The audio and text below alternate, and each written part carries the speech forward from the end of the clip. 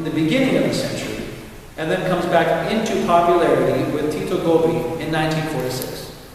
This remains the most commonly performed combination until Robert Merrill sings only the Ascent in 1962. We will now listen to Robert Merrill via recording sing this passage.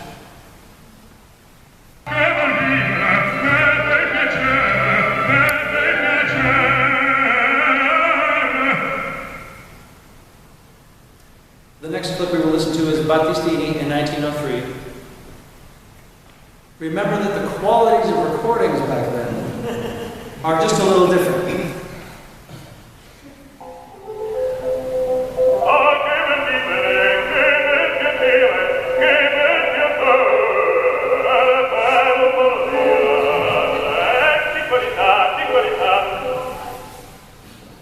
It almost sounds as if the descent takes him by surprise as well as us.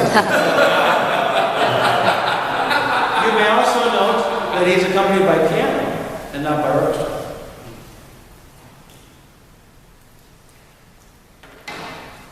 The bravo from measure 83 is a particularly difficult ornament which involves jumping from D up to a high A4 and down an octave to A3 on the following note. The downward leap appears on the word bravo, and the phrase comes just after having sung a high G on the final note of the previous phrase, usually longer than the allotted rhythm. This ornament option appears in the Baron-Reiter Critical Edition score in 2010.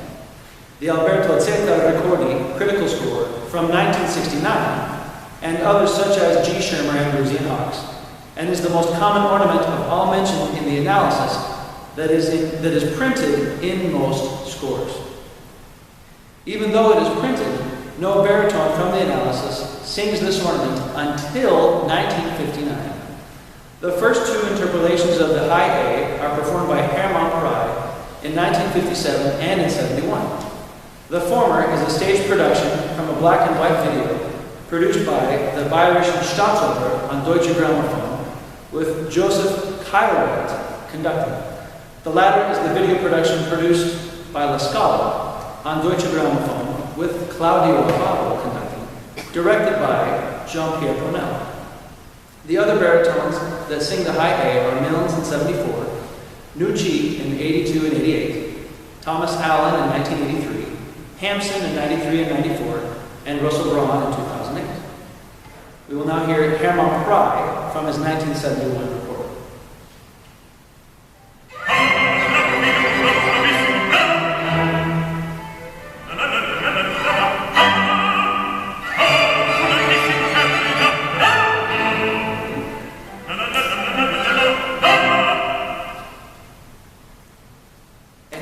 That's impressive. You should hear him do it in German.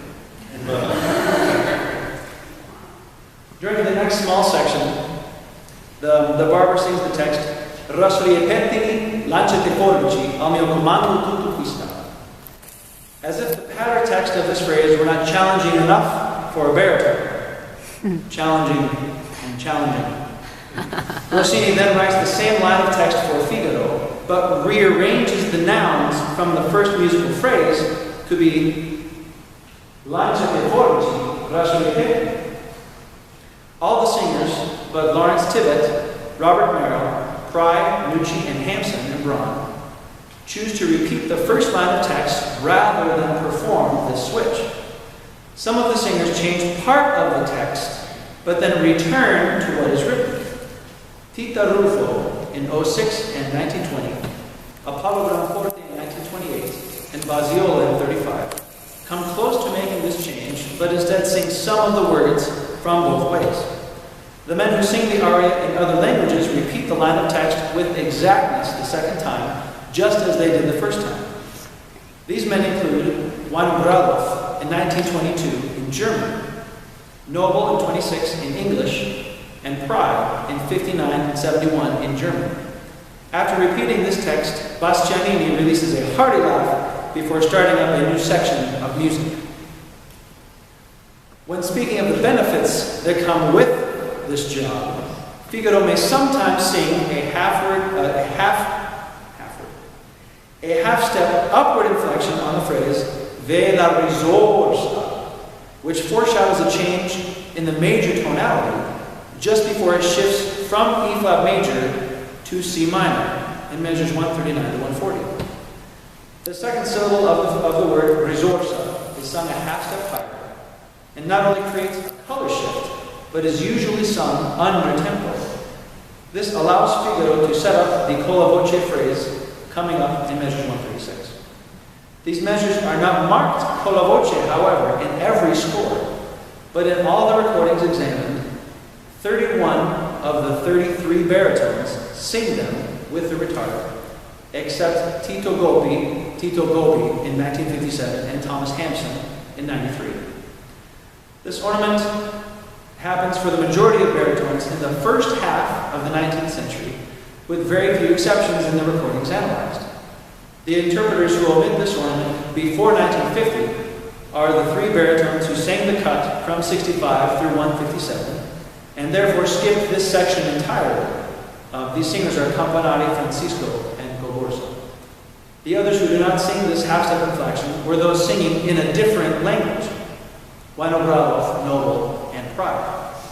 This could be because they chose to adhere more closely to the original score, or because of notes or rhythms learned in a different language or edition of the printed score.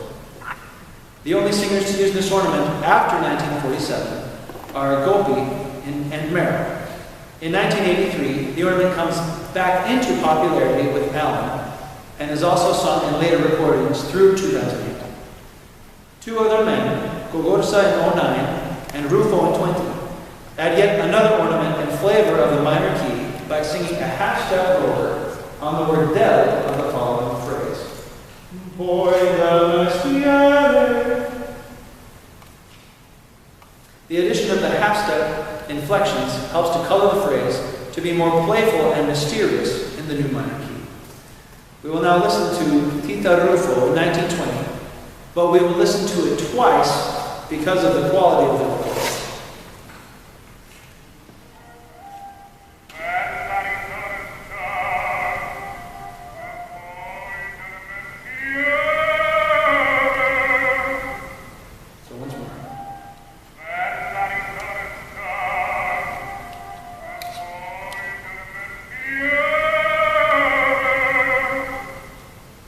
The next recording is from Pasquale Amato in 1911.